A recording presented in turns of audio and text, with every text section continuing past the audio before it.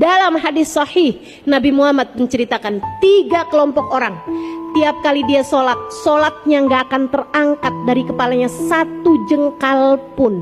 1 jengkal pun.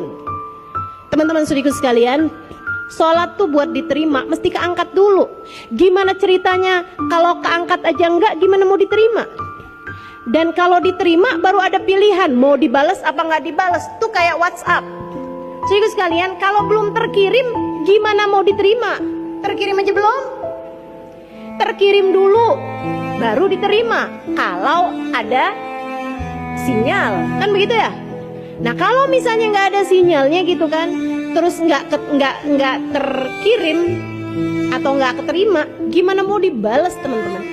Demikian pula dengan amal ibadah kita gitu kan, ada syaratnya keangkat dulu, artinya keangkat terkirim gitu. Nah habisnya terkirim kemudian baru diterima apa enggak sama Allah, kemudian habisnya diterima atau enggak, baru kemudian Allah balas atau enggak balas. Nah, ini ada kelompok orang sholatnya tidak keangkat 1 jengkal pun dari atas kepalanya. Siapa mereka ya Allah? Imam zalim, seorang pemimpin yang zalim. Camat kek, bupati kek, wali kota kek, gubernur kek, apalagi presiden. Pemimpin-pemimpin yang zalim, sholatnya tidak terangkat 1 jengkal pun karenanya atas nama cinta. Saya sampaikan kepadamu, nggak usah ada yang nyalon.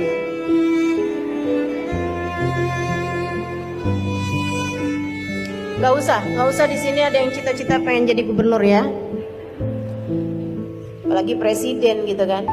Teman-teman saya sekalian, yang sudah keangkat, sudah kepilih ada di area situ, area jadi orang-orang yang merupakan wakil-wakil rakyat, saya doakan mudah-mudahan kamu bisa amanat.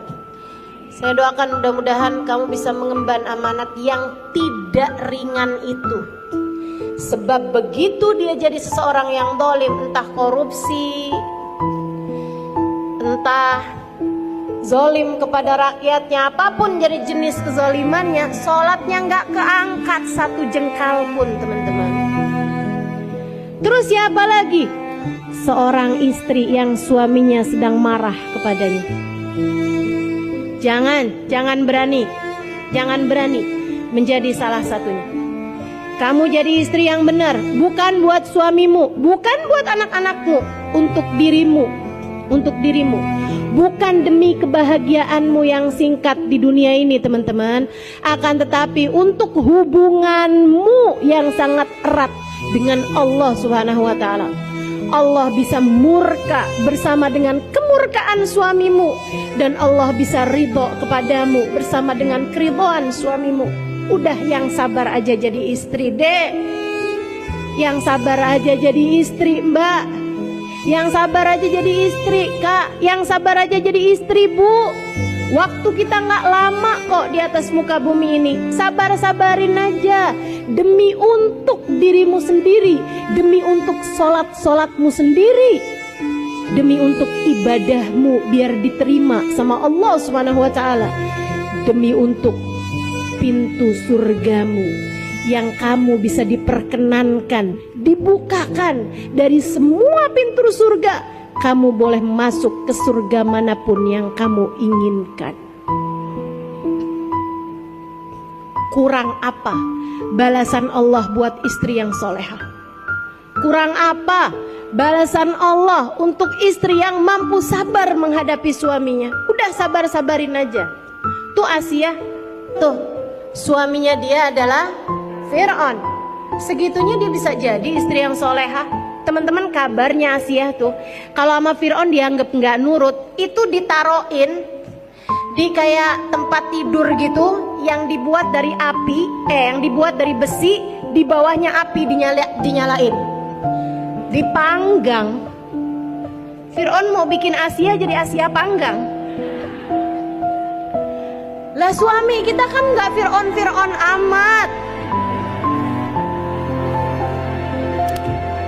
Ayolah.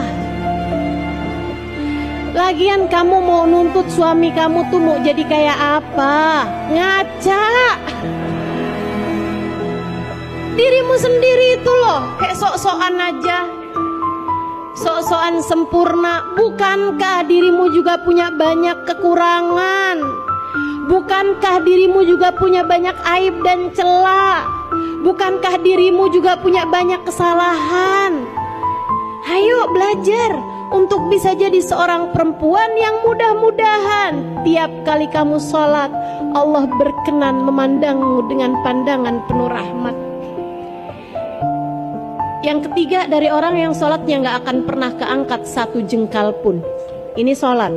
Sholat tuh ibadah yang paling banyak kita lakukan dibandingkan dengan puasa, dibandingkan dengan haji, teman-teman, bandingkan dengan zakat, kan begitu. Segitunya aja Allah gak mau menerima sholat kita satu jengkal pun. Yang ketiganya siapa? Akhwan mutasoriman, orang yang lagi gak akuran. Yuk liatin hatimu, dendam sama siapa hatimu itu? Hah? Punya kebencian sama siapa hatimu itu? Diapain sampai bisa segitu dendamnya? Diapain sampai kamu bilang seumur hidup gak akan pernah saya maafkan orang itu? Baik teman-teman sekalian yang saya muliakan, akhwan mutasoriman, dua orang yang sedang gak akuran, ada dendam di hati kita sama siapapun, menghalangkan sholat kita diterima sama Allah, menghalangkan ibadah haji kita, ibadah umroh kita buat terima sama Allah. Jadi yuk sama-sama saling benerin diri, biar kita ketika mengerjakan ibadah apapun aja jadi ibadah yang layak diterima sama Allah Subhanahu wa ta'ala.